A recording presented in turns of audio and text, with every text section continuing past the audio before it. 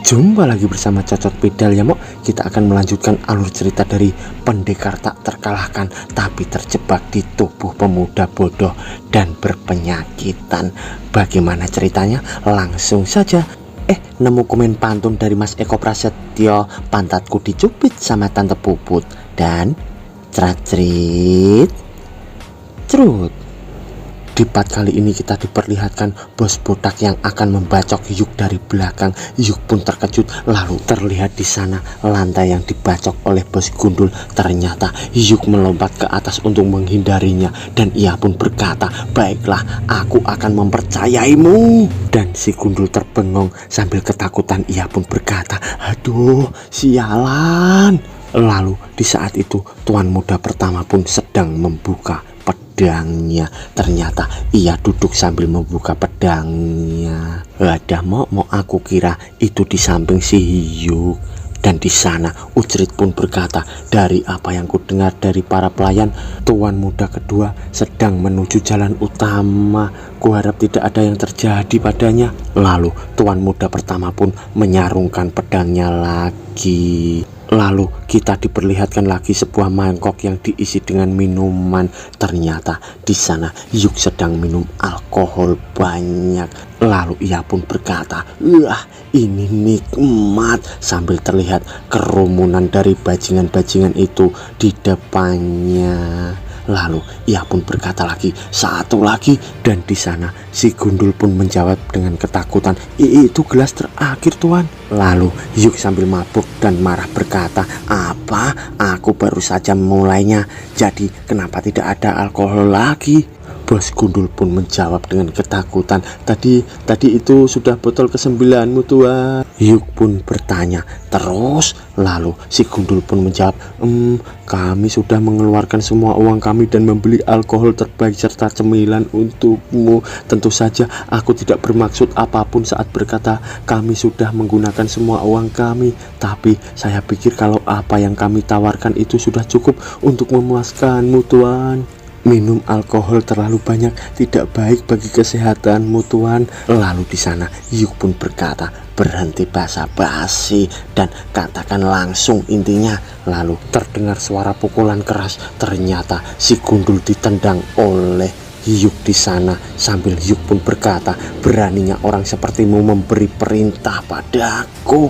Mungkin aku harus menggiling kalian semua menjadi pasta dan menggunakannya untuk membuat alkohol." Di sana mereka semua pun ketakutan. Sambil Yuk pun berkata lagi, "Bersyukurlah kalau tidak ada seorang pun di sini yang akan menodongkan pisaunya ke tenggorokanku. Di masa lalu aku mungkin akan menancapkan pisau itu kembali ke tenggorokan orang itu dan memutarnya seperti tusuk sate." Sambil terlihat mereka makin ketakutan dan di sana Yuk membuang mangkoknya sambil berkata lagi, "Sialan, aku merasa tidak mabuk lagi setelah berbicara terlalu banyak."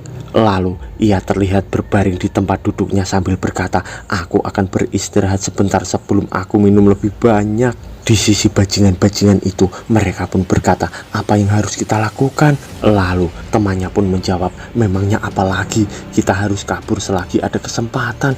Sambil mereka melihat Yuk yang terbaring mabuk di sana. Lalu terdengar suara lantang yang berkata, "Jangan lakukan sesuatu yang gegabah."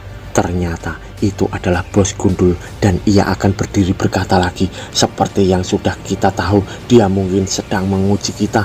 Tetaplah di sini sampai aku memastikan kalau dia benar-benar tertidur." Lalu ia pun mendekati si Yuk dan ia pun berkata, "Sepertinya dia benar-benar sudah tidak sadar." Lalu si gundul pun terkejut dan ia pun menoleh. Ternyata dari belakang ada beberapa prajurit dari keluarga Yuk. Salah satu dari mereka pun berkata, "Beraninya kau menyentuh tuan muda kedua keluarga Namgong. Apa kau ingin mati?" Sambil terlihat bos gundul yang terbengong di sana. Lalu datanglah seseorang lagi dari belakang mereka dan mereka semua pun menoleh terkejut. Lalu para prajurit pun membuka jalan untuknya. Ternyata itu adalah kakak pertama dari keluarga Namgong. Lalu mereka terkejut dan berkata, "Apa? Sword Dragon? Ya ampun, si bajingan gila itu ternyata putra kedua keluarga Namgong." tamatlah kita. Sambil terlihat mereka semua yang ketakutan.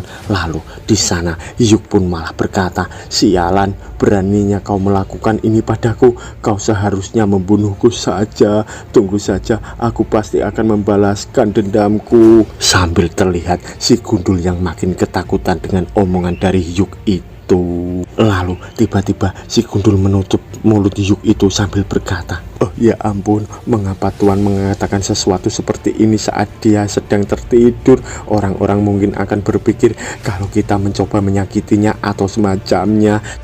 Saya akan menjelaskan semua ini. Sambil ia dilihat oleh kakak Hyuk itu. Lalu putra pertama yaitu kakak Hyuk pun berkata, jauhkan tangan kotormu darinya. Sambil ia emosi. Lalu di sana bos gundul pun berkata, baik Tuan, saya akan melepaskannya. Sambil ia melepaskan dari Hyuk itu. Lalu tangan si gundul itu pun dipegang oleh Hyuk, dan Hyuk di sana pun berkata, kau mau pergi kemana? Berikan aku segelas lagi. Lalu di sana gundul pun makin gemetar dan ia menoleh ke arah kakaknya Hyuk itu. Lalu tiba-tiba si gundul ditendang kepala oleh kakak Hyuk dan dia pun terpental jauh. Di sana kakak Hyuk pun berkata, aku sudah memperingatimu untuk melepaskan tanganmu darinya. Lalu beberapa saat kemudian Hyuk digendong oleh pengawal dan di sana Ucrit pun berkata, dia bau alkohol. Kenapa Anda minum terlalu banyak kalau Anda tidak bisa menahannya, Tuan?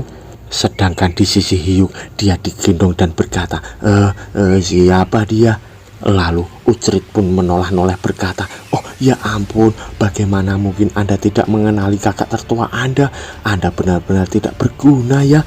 Lalu Hyuk pun berkata, kakak tertua? Apa aku punya kakak? Lalu Ucrit pun marah dan berkata, kalau Anda sedang mabuk, maka tolong tidur saja. Jangan membuat kata-kata yang aneh dan membuat masalah. Sambil mereka pergi dan dilirik oleh kakak Hyuk di sana. Lalu kakak Hyuk dengan tatapan tajam, ia pun emosi dan berkata, kau akan menerima hukuman atas kejahatanmu karena menyentuh adikku. Sambil mereka ketakutan dan berkata, Tuhan, padahal kami korban di sini, Tuhan. Lalu mereka semua dihajar oleh kakak Hyuk di sana sambil terlihat Hyuk yang meninggalkan tempat itu. Lalu di sana Hyuk mendengar suara menjerit kesakitan dan ia pun berkata, apa itu? Lalu Ucrit pun menjawab, Lord pertama saat ini sedang menghukum para preman itu, Tuan. Beraninya mereka menyentuh Lord kedua keluarga Namgong, mereka harus membayarnya dengan harga yang tinggi untuk itu. Biasanya Lord pertama itu sangat tenang, tapi dia kehilangan akal sehatnya saat Anda sudah terlibat. By the way, putra pertama dan putra kedua kita panggil saja Lord ya, Mo. Di sini tulisannya Lord. Lalu Hyuk pun berkata, bukan seperti itu. Akulah yang tadi mengajar mereka. Aku berulang kali mengajar mereka. Itu pasti sangat menyakitkan. Sambil mereka meninggalkan tempat itu dan terlihat di sana mereka yang dihajar kesakitan sambil berkata, ini sangat tidak adil. Aduh. Lalu beberapa saat kemudian terlihat bangunan dan di sana keluarga Namgong lainnya. Terlihat seseorang lainnya sedang memegang pedang dan ia emosi di sana. Ternyata ia sedang berlatih pedang dan menebas semua di depannya dengan sangat cepat dan akurat. Sambil terlihat semua kayu di sana pun hancur oleh tebasan orang itu dan seseorang pun berkata, sungguh mengesankan, dan ia terkejut dan menoleh di sana. Lalu ia pun berkata, ayah, kau di sini? Lalu ayahnya pun menjawab, sepertinya kau telah mencapai 10 bintang dalam Solitary Spirit Sword. Kau hidup sesuai dengan nama Sword Tigermu. Saat ini orang-orang hanya mengetahui Namgong Yong dari keluarga Namgong, tapi tidak lama lagi semua orang akan melihat potensimu sesungguhnya. Lalu anaknya pun menjawab, saya akan berusaha yang terbaik untuk memenuhi ekspektasi ayah. Sambil ia memberi hormat pada ayahnya dan ayahnya pun berkata, bagus, kau bisa kembali dan beristirahat. Lalu ia pun meninggalkan tempat itu. Di sana ayahnya memegang sesuatu yang ditebas anaknya itu tadi dan ia pun berkata, sepertinya dia dapat mengejar Namgong Ryong lebih awal dari dugaanku. Sepertinya sang tiger akan segera melahap sang dragon. Kalau begitu aku hanya perlu melahap Heaven yang berada di atas sang dragon sambil ia meremas itu sampai hancur. Lalu beberapa saat kemudian terlihat bangunan. Di sana terlihat Yuk yang sedang minum dan ia pun berkata, "Wah, sup ini benar-benar enak," sambil ia meletakkannya. Lalu di sana ia pun berkata lagi, "Kenapa wajahmu seperti itu?" Lalu Ucrit pun menjawab, "Ada apa? Apa yang salah dengan wajahku?" Lalu Yuk pun berkata, "Sepertinya kau punya banyak pikiran. Kalau kau punya sesuatu yang ingin kau katakan, katakan saja." Lalu di sana Ucrit pun marah dan berkata, "Kenapa Anda melakukan ini?"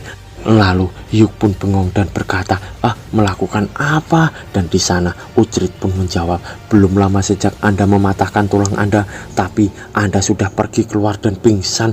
Anda harus memikirkan kesehatan Anda, Tuan. Anda punya sebuah penyakit. Anda tidak bisa berkeliling melakukan hal-hal seperti itu hanya karena Anda sudah sedikit pulih. Tuanku, apa Anda tahu berapa banyak orang yang mengkhawatirkan Anda? Tolong lebih baik waspadalah." Sambil ia pura-pura mengucek kupingnya dan tidak mendengarkannya. Lalu Yuk pun berkata, "Aku tidak melihat eliksir apapun di sini hari ini. Akhir-akhir ini aku juga jarang melihatnya." Lalu terlihat di sana Ucrit yang marah. Lalu ia pun berkata, "Apa menurut Anda eliksir itu barang yang umum sama seperti promah?" Lalu Yuk pun menjawab, "Tentu saja aku tidak tahu kalau eliksir itu sedikit mahal." Dan Ucrit pun berkata, "Bukan hanya sedikit mahal, apa Anda tahu berapa banyak tumpukan emas yang dibutuhkan untuk membuat satu muk eliksir? Bukan hanya sulit ditemukan, tapi juga sangat-sangat mahal, Tuan." Lalu di sana Yuk pun berkata, "Harganya sudah banyak naik sejak saat itu, tapi kita ini kan keluarga Namgong yang terkenal. Apa sesulit itu bagi kita untuk mendapatkan sesuatu seperti ini? Itu konyol." Lalu di sana Ucrit pun berkata, "Tidak ada gunanya berbicara pada Anda, Tuan." Lalu di tempat lain terlihat kepala keluarga Namgong tadi, dan ia pun berkata, "Berikan aku laporanmu." Lalu dari belakang seseorang mata-mata pun berkata, "Ada sebuah surat dari provinsi Zhejiang. Tidak ada yang penting, tapi terdapat pertanyaan mengenai situasi ini. Mereka bilang kalau mereka bisa mengirim orang untuk membantu kita jika diperlukan." Lalu orang itu pun bergumam, "Membantu? Bukankah mereka masih belum mempercayaiku setelah aku menunggu dan bersiap selama 10 tahun?" Seseorang mata-mata itu pun berkata, "Apa yang harus saya lakukan, Tuan?" Dan di sana Tuan itu pun berkata, "Aku yang akan menangani ini. Beritahu mereka jangan ikut campur. Apa ada gerakan dari pihak kepala keluarga?" Mata-mata itu pun menjawab, "Tak ada yang lebih layak untuk disebutkan." Lalu Tuan itu pun berkata, "Bagaimana dengan situasi saat ini?" Mata-mata itu pun menjawab, "Beberapa waktu yang lalu mereka mengirim sejumlah besar uang untuk membeli muk eliksir, dan sekarang mereka sangat kekurangan dana. Jika ini terus berlanjut, tidak mengejutkan kalau mereka akan bangkrut." Dan Tuan itu pun berkata, "Iya, itu benar. Mereka mencoba untuk menyembuhkan seseorang yang diracuni selama lebih dari 10 tahun dengan cara apapun." Lalu ia pun bergumam, "Namgong Yuk dikenal sebagai yang terlemah di semua sejarah keluarga Namgong. Selain memiliki tubuh yang rapuh seperti pot bunga, dia juga memiliki penyakit langka, penyumbatan aliran 3 yin. Dia tidak berguna jika dibandingkan dengan orang biasa, apalagi jika dibandingkan dengan seseorang seniman bela diri. Tak kusangka mereka akan menggunakan seluruh hartanya untuk membeli eliksir yang mahal demi dapat menyelamatkan anak itu. Hanya buang-buang uang. Tidak kusangka mereka menggunakan uang sebanyak itu untuk orang yang cacat. Ya, karena hal itu jumlah pendukungku bertambah. Jadi kurasa aku harus berterima kasih pada mereka ya." Lalu mata-mata itu dari belakang pun berkata, "Tapi akhir-akhir ini lot kedua membuat pergerakan yang aneh." Tuannya pun berkata, "Apa? Yuk?" Lalu mata-mata itu pun menjawab, "Seperti yang sudah saya laporkan sebelumnya, selain berlatih, dia kemarin pergi keluar dan harus digendong karena dia berada dalam keadaan yang benar-benar lemah. By the way, mereka nggak tahu kalau Yuk itu mabuk. Dikiranya Yuk masih lemah ya, Mo. Lalu tuannya pun berkata, "Tidak perlu memperhatikan Yuk. Terus awasi kepala keluarga dan apa yang terjadi sekitarnya." Lalu mata-mata itu pun berkata, dimengerti tuan. Lalu tuannya pun bergumam, apa dia bertingkah karena dia akan segera mati? Ya lagi pula dia memiliki tubuh yang bisa mati kapanpun. Lalu di tempat lainnya terlihat punggung dan di sana ternyata Hyuk sedang berolahraga. Lalu ia pun memegang pundaknya dan berkata, untung saja aku tidak mematahkan punggung dan tanganku hari ini. Apa tubuhku sudah terbiasa dengan ini? Coba ku ingat-ingat, aku butuh banyak eliksir yang lebih efektif daripada muk eliksir agar dapat membuka penyumbatannya. Tapi itu akan menjadi masalah jika keuangan keluarga Namgong tidak bisa membantuku membeli pil-pil itu. Ku pikir aku dapat duduk dan memakan pil-pil itu dengan tenang, tapi sekarang rencanaku sudah hancur. Sepertinya situasi dan otoritas keluarga Namgong tidak sama seperti dulu. Aku harus mulai mengumpulkan informasi tentang situasi keseluruhan kami. Sambil ia memakai bajunya dan ia pun keluar dan berkata, orang mungkin akan mencurigaiku karena aku mulai berkeliling ke rumah-rumah dan itu tidak akan berhasil. Aku harus mendapatkan informasi dari orang lain. Lalu ia pun terkejut dan mengingat dan berkata, ah benar juga, pedagang gelap. Sambil ia tersenyum di sana. Lalu ia pun bergumam, pedagang gelap, mereka adalah kelompok bawah tanah yang dikenal sebagai penjual informasi gelap. Hanya ada segelintir kelompok pengumpul informasi yang diketahui, tapi mereka memiliki batasan karena mereka beroperasi di bawah sekte-sekte ortodok. Di sisi lain, pedagang gelap tidak memiliki batasan semacam itu. Singkatnya, selama kau punya uang yang cukup, pedagang gelap dapat memberimu rahasia tergelap sang kaisar.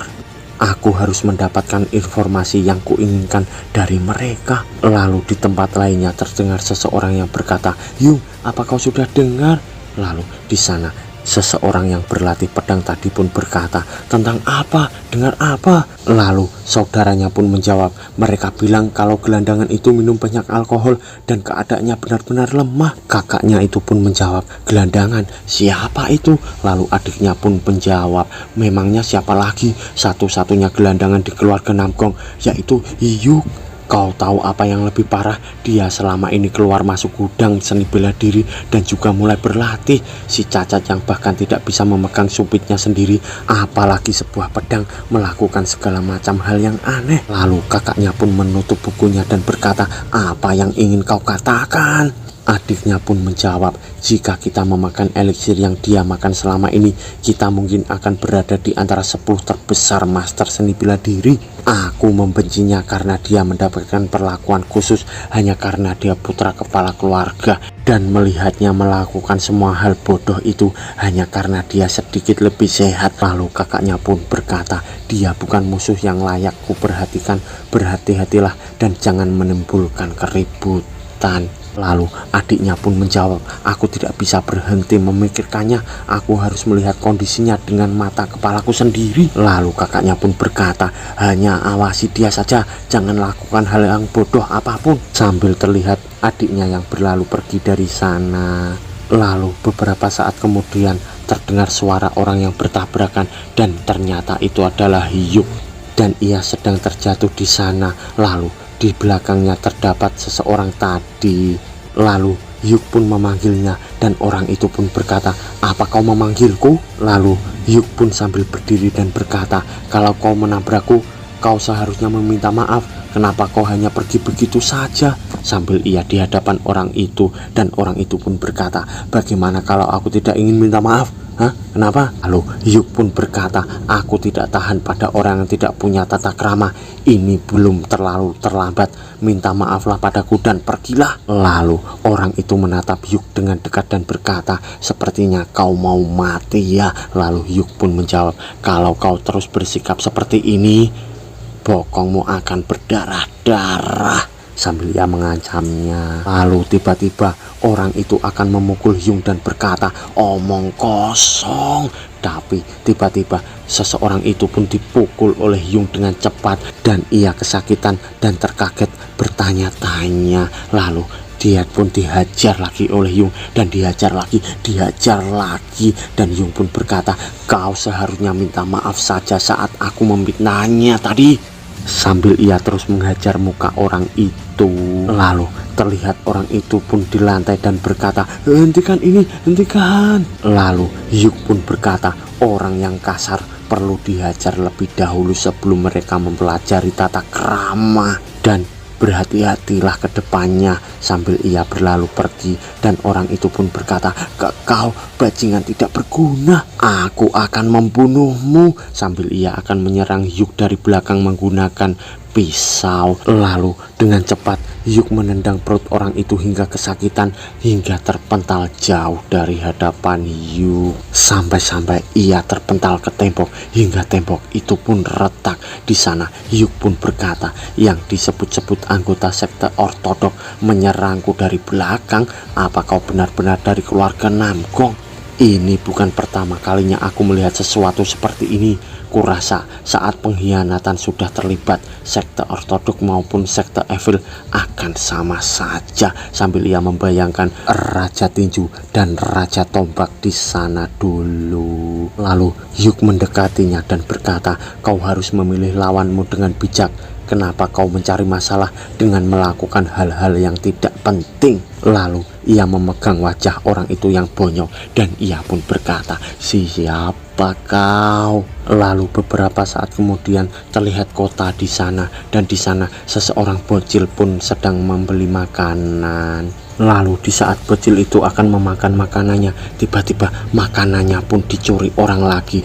Ia adalah Hyuk yang mencuri makanan itu, dan ia berkata, aku harus pergi kemana untuk mencari pedagang gelap ya. Sambil terlihat makanan itu sudah di mulut Hyuk. Lalu ia berjalan menyusuri tempat itu dan ia pun berkata, biasanya mereka ada di pojokan jalan, tapi apakah ini tempatnya ya?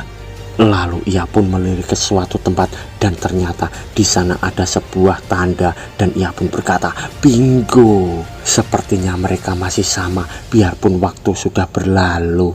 Lalu beberapa saat kemudian terlihat kalkulator manual yang dimainkan seseorang dan seseorang itu pun berkata, pendapatan bulan ini tidak banyak ya.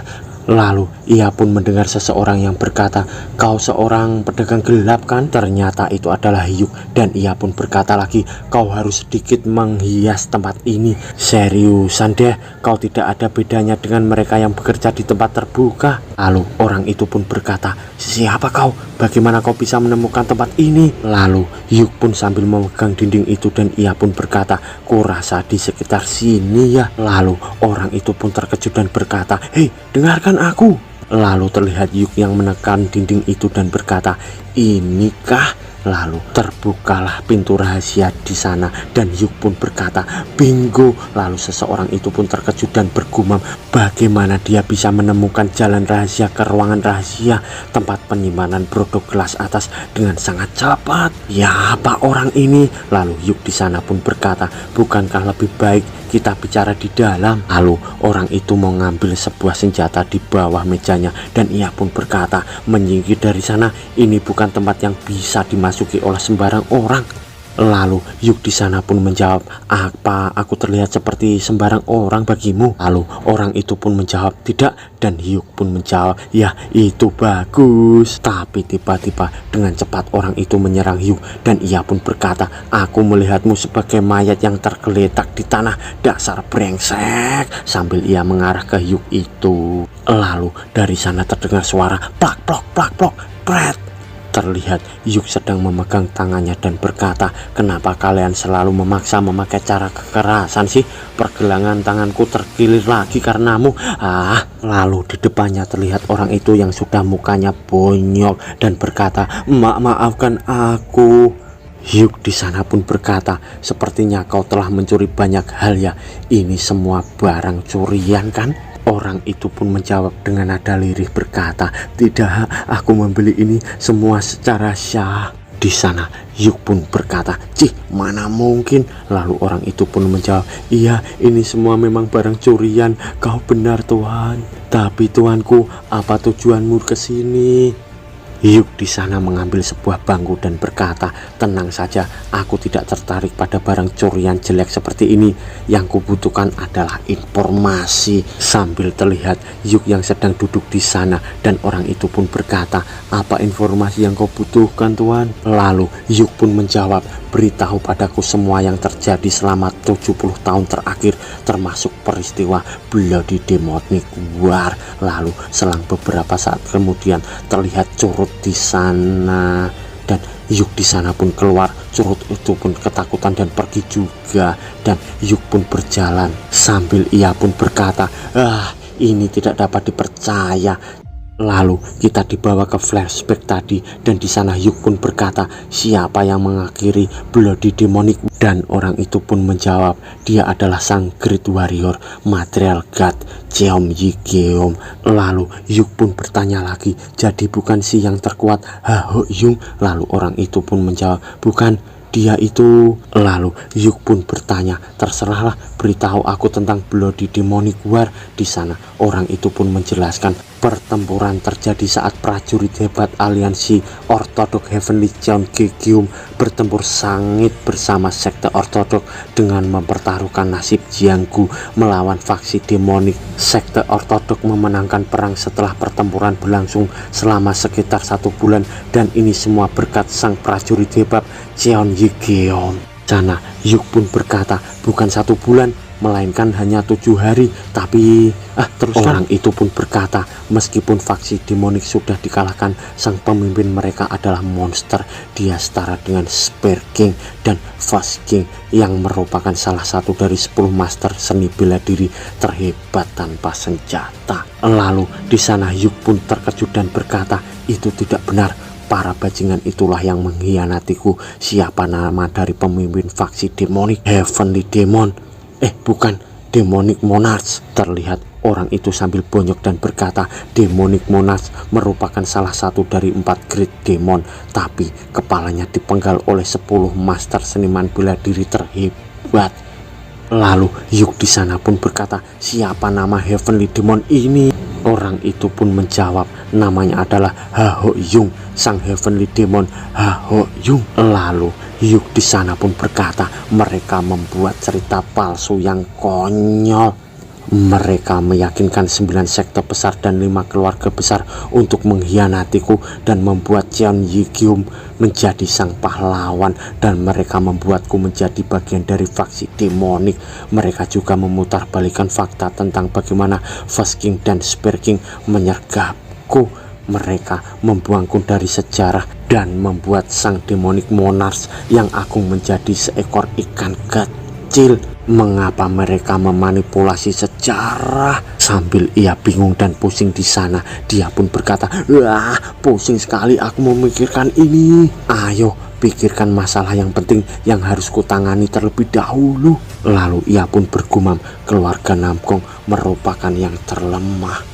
Lalu ia pun membayangkan seseorang itu yang berkata, "Benar, selama ini 5 keluarga besar menjadi semakin lemah daripada 9 sekte besar, dan di antara mereka keluarga Namgong lah yang paling lemah dalam hal kemampuan seni bela diri dan keuangan." Yung di sana pun berkata, "Bukankah keluarga Namgong merupakan keluarga yang paling teratas saat Sword King masih hidup?" Orang itu pun menjawab, "Ini semua sudah menjadi masa lalu. Setelah kematian Sword King, kehormatan keluarga Namgong menurun tajam. Selain itu, sekitar 10 tahun belakangan mereka menghabiskan hampir seluruh keberuntungan mereka pada putra kedua mereka yang menderita penyubatan aliran 9 yin." Waduh, malah ia membicarakan Hyuk yang di depannya itu. Lalu orang itu pun berkata lagi, "Meskipun mereka mengatakan bahwa butuh 3 generasi agar sebuah keluarga kaya bangkrut, keluarga Namgong saat ini sedang sekarat, namun mereka masih memiliki pengaruh besar di Hefei." Lalu terlihat Yung yang sedang keluar dari tempat itu dan berjalan bergumam, "Kurasa aku mendapatkan jackpot saat berada dalam keluarga ini, tapi ternyata aku salah. Seberapa jauh para dewa akan bermain-main denganku?" Lalu tiba-tiba Ucrit dari samping pun berkata, "Tuan muda, Anda pergi kemana saja?" Lalu Yuk pun berkata, "Aku punya banyak pikiran dan saat ini sangat sensitif. Tolong tinggalkan aku sendiri jika memungkinkan." Ucrit pun berkata, "Kepala keluarga memanggil Anda harus pergi sekarang juga." Lalu di sana Yuk pun terkejut dan berkata, "Ah, lagi?" Lalu selang beberapa waktu kemudian terlihat ayah Yuk dan kakaknya dan juga seseorang keluarga Nanggong lainnya bersama anaknya juga. Lalu di sana Yung pun menghadap dan ia pun melihat seseorang itu dan bergumam, bajingan di samping kepala keluarga itu. "Ah, benar juga, kurasa dia dipanggil Namgong Reyong ya. Ah, siapa dua pria dengan wajah cemberut yang berdiri di sampingnya?" Lalu ayah Yuk di sana pun berkata, "Aku memanggilmu karena ingin bertanya denganmu." Di sana Yuk pun menjawab, "Apa itu?" Lalu seseorang yang di samping ayahnya itu pun berkata, Apa kau yang mengejar Soah ini?" Lalu Yuk pun menjawab, Soh, siapa itu Soh?" Orang itu pun berkata, Kenapa kau tidak menjawabnya?" Lalu ayah Yuk pun berkata, "Yungnim, jangan terlalu keras, mari dengar apa yang akan dikatakan oleh Yuk." Lalu orang itu pun berkata, "Kepala keluarga, ini karena kau selalu melindunginya sehingga dia hidup dengan begitu ceroboh." Lalu Yuk di sana pun bergumam, "Ah, jadi orang ini putranya ya." Melihat kepala keluarga memanggilnya Yungnim, orang itu berarti sepupuku. Lalu orang itu pun berkata, "Hei, kenapa kau malah tersenyum? Mari kita lihat apa kau masih bisa tersenyum setelah melihat keadaannya seperti ini." Ambil ia menunjukkan ke arah sesuatu, ternyata ia menunjuk ke arah anaknya itu yang bonyok karena telah dihajar Yuk tadi. Lalu Yuk di sana pun bergumam, "Kupikir tidak ada yang luka serius, setidaknya dia masih hidup." Lalu ayah dari anak itu pun berkata, "Apa Yuk yang melakukan ini padamu?" Dan anak itu pun menjawab, "Benar ayah." Lalu orang itu pun berkata lagi, "Apa kau mendengarnya? Tidak ada yang perlu dibicarakan lagi setelah mendengar apa yang dikatakan oleh Soah ini." Lalu ayah Yuk pun berkata, "Yuk, apa kau benar-benar mematahkan lengan dan kaki Soh?" Lalu Yuk dengan muka polos berkata, "Tidak ayah." Di sisi Soh, ia pun marah dan berkata, "Kau sungguh tidak tahu malu, beraninya kau berbohong." Lalu Yuk dengan akting muka polosnya dan berkata, "Ayah, aku bersumpah tidak meletakkan satu jari pun pada sepupuku." Lalu ayahnya dengan percaya dan berkata, "Yungnim, kupikir Yuk tidak berbohong karena dia bersumpah tidak melakukannya. Mungkin Soah terluka saat sedang berlatih." Lalu di sana orang itu pun berkata, "Kepala keluarga, apa kau bilang kalau putraku Soah berbohong?" Ayah Yuk pun berkata, "Bukan seperti itu, tapi pikirkanlah secara logis, tubuhnya lebih lemah dari orang pada umumnya. Bagaimana mungkin dia menghajar Soah yang merupakan seorang seniman bela diri?" Lalu orang itu pun berkata, ku dengar kondisinya sudah membaik," sambil terlihat wajah Yuk yang dipolos-poloskan. Lalu orang itu pun berkata lagi, "Dia bahkan berlatih seni bela diri kan?" Lalu ayah Yuk pun berkata, "Baru sebulan semenjak dia terbangun dari ambang kematian, dia hampir tidak dapat menahannya. Bahkan jika dia memang mempelajari seni bela diri, dia tidak akan sebanding dengan Soh." Lalu ayah Soh pun berkata, "Apa kau yang membuat-buat semua ini Soh?" Di sana kakak Soh pun akan menghunus pedangnya dan berkata, "Aku mempercayai kata-kata adikku. Dia mungkin masih sedikit belum dewasa dan melakukan apapun seenaknya, tapi dia bukanlah seseorang yang akan berbohong." Lalu terlihat di sana ayah dari Yuk yang menatap sinis ke arah orang itu. Lalu kakak Yuk pun maju dan berkata, "Kurasa adikku pun juga begitu."